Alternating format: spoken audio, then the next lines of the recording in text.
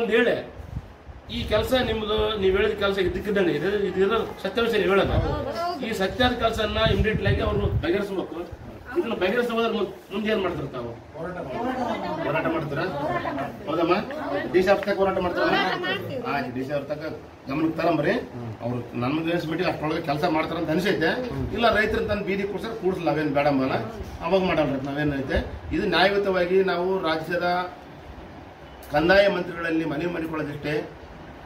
ಇವತ್ತು ರೈತರಿಗೆ ಬೆಳೆದ ಮಾಲಿಗೆ ರೇಟೇ ಇಲ್ಲ ಅಂತ ಸಂದರ್ಭದಲ್ಲಿ ಈ ನಾವು ತಮ್ಮ ಮೂಲಕ ಮಾಧ್ಯಮ ಮಿತ್ರರ ಮೂಲಕ ನಾವು ಮನವಿ ಮಾಡಿಕೊಳ್ಳೋದಿಷ್ಟೇ. ಇಲ್ಲೇನು ಜಿಲ್ಲೆಯಾದ್ಯಂತ ಎಲ್ಲ ತಾಲೂಕುಗಳಲ್ಲಿ ರೈತರ ಸಮಸ್ಯೆ ಇದೆ.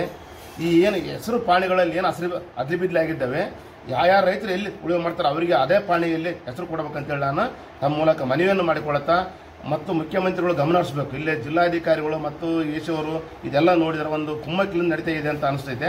ಹಾಗಾಗಿ ರೈತರಿಗೆ ಎಲ್ಲೆಲ್ಲಿ ಉಳಿವು ಮಾಡ್ತಾರ ಯಾವ ಸರಿ ನಂಬರ್ ನಿಮ್ಮ ದಿಶಾಂಕದ ಮೂಲಕ ತೋರಿಸ್ತೈತೆ ಅವ್ರಿಗೆ ಅದೇ ಹೆಸರು ಕೊಡಬೇಕಂತೇಳಿ ನಾನು ಮನವಿಯನ್ನು ಮಾಡಿಕೊಳ್ತಾ ಇದ್ದೇವೆ. ಹಾಗಾಗಿ ನಮ್ಮೆಲ್ಲರೂ ಧನ್ಯವಾದ. ನಿಮ್ಮ ಒಬ್ರಿಗೊಬ್ರು ಜಗಳ ಮಾಡಿಕಂತ ಇದು ಅಂತ, ಯಾಕಂದ್ರೆ ನಿಮ್ಗೆ ಫಲವತ್ತಾದ ಭೂಮಿ ಕಾಣುತ್ತೆ, ಅವ್ರ ಭೂಮಿ ಸ್ವಲ್ಪ ಬೀಳು ಭೂಮಿ ನೀವು ಹೋರಪ್ಪ ನಿಮ್ಮ ಸರಿ ಅಲ್ಲಿ ತೋರಿಸ್ತಾ ಅಂತ ಹೇಳ್ತಾರ. ಎಲ್ಲಿ ಬಿಟ್ಬೇಕಾಗ್ತಲ್ಲ ಇದನ್ನೇನಂತ ಜಿಲ್ಲಾಧಿಕಾರಿಗಳು ನಿಮ್ಮ ಪ್ರಕಾರ ಏನಪ್ಪ ನೀವು ಹೇಳಂದ್ರಾಗ ಜಿಲ್ಲಾಧಿಕಾರಿಗಳು ಗಮನ ಹರಿಸಿ, ತಹಸೀಲ್ದಾರ್ ಗಮನ ಹರಿಸಿ, ಅಪರ ಜಿಲ್ಲಾಧಿಕಾರಿಗಳು ಗಮನ ಹರಿಸಿ, ಎಸಿ ಅವರು ಗಮನ ಹರಿಸಿ, ನೀವು ಎಲ್ಲಿ ಇದ್ರಿ 177 ನಿಮ್ ಜಮೀನು ಅಂತ ಅವ್ರು ಹೇಳ್ತಾರಲ್ಲ ಅದರಲ್ಲೇ ನಿಮ್ಮ ಹೆಸರು ಕೂಡಿಸ್ಕೊಂಡ್ರೆ ನಿಮ್ಮ ಒತ್ತಾಯ ಮೊದಲ ಅದ್ರ ನಿಮ್ಮ ಹೆಸರು ಸೇರಿಸ್ಬಿಟ್ರೆ ಸಮಸ್ಯೆ ಇಲ್ಲ. ಮೊದಲಮ್ಮ ಇಷ್ಟೇ. ಇದನ್ನ ಇವತ್ತು ತಾರೀಕು 27/9/2024 ಈಗಾಗಲೇ ನಾವು ಸಾಕಷ್ಟು ಸಲ ಡಿಸಿಯವರಿಗೆ ಭೇಟಿ ಆಗಿವಿ, ಗಮನಕ್ಕೆ ತಂದಿವಿ. ಇವತ್ತು ಮತ್ತೆ ಹೋಗಿ ಭೇಟಿಯಾಗಂಬ್ರಿ. ಈ ಡಿಸಿಯವ್ರ ಇದ್ರೆ ಡಿಸಿಯವ್ರ ಭೇಟಿಯಾಗಂಬ್ರಿ, ಎಸಿಯವ್ರ ಇದ್ರೆ ಎಸಿಯವ್ರ ಭೇಟಿಯಾಗಂಬ್ರಿ, ಮತ್ತು ಅಪರ ಜಿಲ್ಲೆದಾರ ಅವ್ರನ್ನ ಭೇಟಿಯಾಗಂಬ್ರಿ. ಯಾರ ಹತ್ರ ಅವ್ರನ್ನ ಭೇಟಿಯಾಗಿ ತಳಕಲ್ಲ ಯಾವ ತಾಲೂಕು ಬರ್ತಾ? ಹುಟ್ಟೂರು ತಾಲೂಕು ಬರ್ತಾ. ಜಿಲ್ಲೆ ಬರ್ತಾ? ಕೊಪ್ಪಳ ಜಿಲ್ಲಾ. ಕರ್ನಾಟಕ ರಾಜ್ಯದ ಬರ್ತದ. ಏನಾಯ್ತು ನಿಮ್ಮ ಸಮಸ್ಯೆ? ಏನಾಯ್ತದ? ನಮ್ಮ ತಾಯರ್ ಹೆಸರಲ್ಲೇ ಹೊಲ. ನಿಮ್ಮ ತಾಯರ್ ಹೊಲ ಐತೆ. ಎಷ್ಟು ವರ್ಷ ನಿಮ್ಮ ತಾಯರ್ ಇದ್ದೆ? 34 ವರ್ಷ 35 ವರ್ಷ ಆಯ್ತು. ನಿಮ್ಮ ತಾಯರ್ ಹೆಸರು ಐತಿ ಜಮೀನು. ನೀವು ಉಳಿವೆ ಮಾಡ್ಕೊಂತ ಬಂದಿರಿ. ಉಳಿವೆ ಮಾಡ್ತಿರೋದು 477 ಅಂತ ಈಗ ಗೊತ್ತಾಯ್ತು ನಿಮ್ಗ. ಮೊದ್ಲೇನದು ಇದೇ ಜಮೀನು ನಮ್ಮದು, ಇದೇ ಜಮೀನು ಇದೇ ಸರಿ ನಂಬರ್ ಅಂತ ಹೊಂಟಿರಿ. ನೀವು 470 477 ನಿಮ್ಗೆ ಏನ್ ಗೊತ್ತ ಪಾಪ, ನೀವೇನೈತೆ ನಾವಿರೋದೇ ನಮ್ಮಲ್ಲ ಅಂತ ಹೊಂಟಿರಿ. ಆಗಿನ ಕಾಲಕ್ಕೆ ಅಧಿಕಾರಿಗಳ ಅನ್ನ ಕೊಟ್ಟಾರ ಸರ್, ಜಮೀನು ಕೊಟ್ಟಾರ, ಜಮೀನು ತಗೊಂಡಿರಿ, 35 ವರ್ಷ ಊಟ ಮಾಡಿರಿ, ಆ ಹೊಲ ಬೋರ್ ಹಾಕಿರಿ, ಮನೆ ಕಟ್ಕೊಂಡಿರಿ, ಹೊಲ ಬೆಳೆದಿರಿ. ಈಗೇನೈತೆ ನಿಮ್ಗೆ ಸರಿ ನಂಬರ್ ಬಲ್ಲಿ ತೋರಿಸ್ತೈತೆ ಅಂತೇಳಿ ದಿಶಾಂಕ ಬಂದ ಮೇಲೆ, ಇದು GPS ಬಂದ ಮೇಲೆ ಈಗ ಗೊತ್ತಾಕೈತಿ ನಿಮ್ದು ಅಲ್ಲ ಅಂಬದ. ಅದಕ್ಕೆ ನಿಮ್ಗೆ ಶಾಕ್ ಆಗೈತಿ ಈಗ. ಹೌದಾ? ಈಗೇನೈತೆ ಆ ಜಮೀನು ಬಿಟ್ಟು ಹೋಗ್ರೆ ಬಲ್ಲಿ ಜಮೀನು ಹೋರ ಅವ್ರು ಹೇಳ್ತಾರ.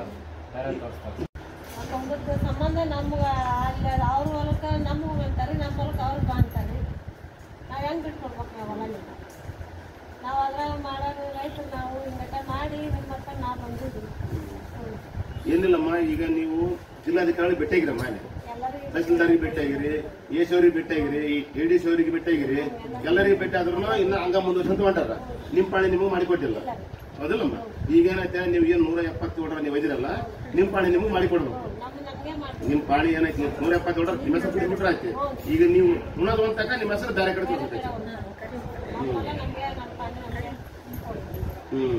ಇಷ್ಟ ಆಗ್ಬಿಟ್ರೆ ನಿಮ್ಮ ಸಮಸ್ಯೆ ಆಗಿರ್ತಲ್ಲ. ಇದಕ್ಕೇನೈತೆ ನೀವು ಜಿಲ್ಲಾಧಿಕಾರಿಗಳಿಗೆ ಕೇಳ್ಕೊಂಡ್ಬಿಟ್ಟೆ, ನಾವು ಎಲ್ಲೇ ನಾವು ಅನುಭವದಲ್ಲಿದ್ದೀವಿ, ನಮ್ಮ ಹೆಸರು ಸೇರಿಸ್ರೆ ನೀವು ಹೇಳ್ತೀರಿ.